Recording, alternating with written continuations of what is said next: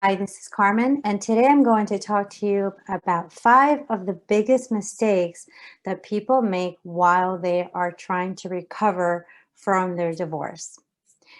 Please stick around because towards the end, I always give out some free information. So please make sure to check out the video below. So let's get right to it. Mistake number one, stalking your ex. Never a good idea.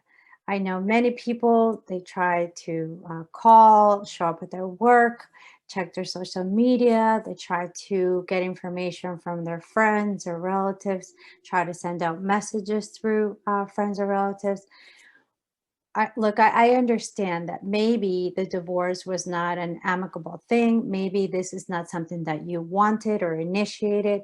Maybe you just need closure. You feel that by looking at their Facebook or looking through information about them, something somehow is going to give you closure. But that's never the way it works.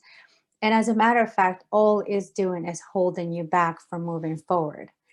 Trying to maintain contact with your ex-partner, it's only going to hold you a prisoner of your past. So if you're a prisoner of your past, there's no way for you to move forward, right? And what you want to do is move forward and begin your new life and accept the way things are. And by stalking them or trying to maintain contact with them, you're never going to be able to heal. There's just no way. So please, that's the first thing that you need to do. You need to detach. And as a matter of fact, go into no contact, which I talk about in my first video. If you, in case you missed it, no talking, no stalking, no checking your social media, etc. So please, for your own preservation, for your own well-being, no stalking your ex. Mistake number two, don't take it out on the children. Now, no matter what, no matter how angry you are, how upset you are, don't let your emotions take over and control you to the point where you're going to have a massive meltdown or a complete freak out in front of your children. They're already going through enough on their own. They're trying to figure things out. So please don't do this to them. Don't make it worse by adding this ton of bricks on top of what they're already going through, the new adjustments. The same thing goes for not using your children as therapists. Remember that no matter how distraught you are, how upset you are, how much you need to talk to someone, your children are not the people to go to for that. Go seek help for that, please. They are watching everything that you're doing. So it's really important that you teach them resiliency. They're watching you. Now, of course, it doesn't mean that you shouldn't cry in front of them. Of course, you can cry in front of them, but there's a big difference between crying and being sad and just having a complete massive breakdown in front of them. So that's number two. Step number three, don't refuse help. Now, I know there's a lot of people out there, my lovely ones, that don't believe in therapy or don't believe in coaching or don't believe in even airing out your dirty laundry, so to speak, to others. This is not the time that you want to be alone and hold everything in. If you went to a therapist and it didn't work out, maybe that therapist just wasn't a good fit. The same thing for a coach. If you're not ready to go down that route yet, you can also try to speak to support groups. You can speak to family, friends. Just don't keep it inside, please. This is not the time to do this alone. You're going to do so much better by using your resources, using other people, surrounding yourself by loved ones who love and support you. Step number five, and this is the biggest offender I see, and that's jumping right into another relationship. It may be very tempting. I understand you might be lonely. You might be going through some separation issues or whatever the case is. You might be trying to fill a void. You're just afraid to be alone for whatever reason. Maybe there's unresolved issues from your past already. Whatever the case is, it is not a good idea at all to jump into another relationship.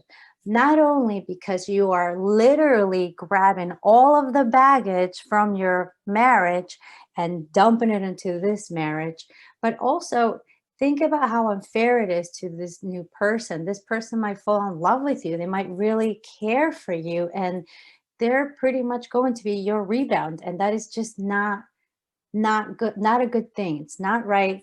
And also, it's going to hold you back from doing what you need to do, doing the work that needs to be done in order for you to heal fully and properly so that you can open yourself up to a wonderful, healthy, loving relationship. That's the only way to do it. So please, no matter how tempting, just don't go jumping into another relationship right now.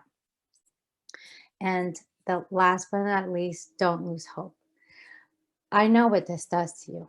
I know that divorce can feel like the world has just caved under your feet. I know that you feel like your life is upside down and the world is over.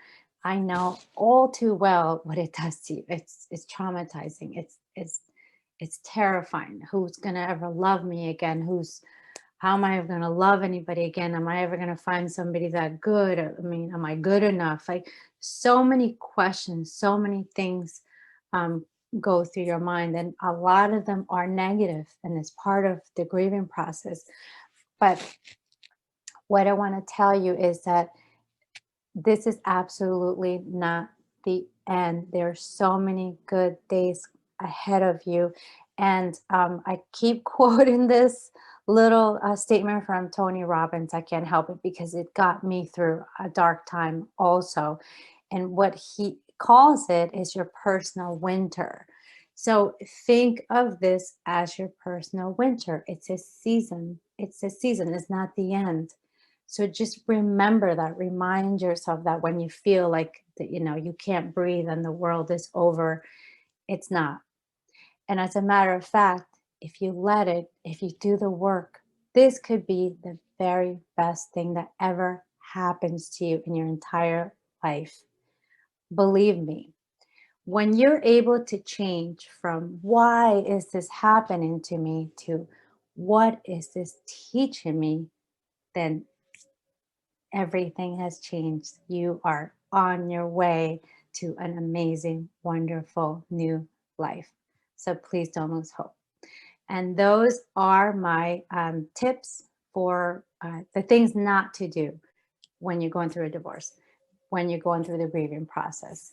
So if any of this has resonated with you in some way or has helped you, please leave me a message below. I would love to hear from you. And also, please don't forget to subscribe to my channel and hit the notification button so that you know when I'm uploading new videos on this topic, because I am intending to put as much information as I can on this channel to help those of you who are going through this very difficult time. And always find resources below my videos. I will have some free tools, free information that you can use at your own discretion. So again, thank you so much, and I will see you on my next video. Take care.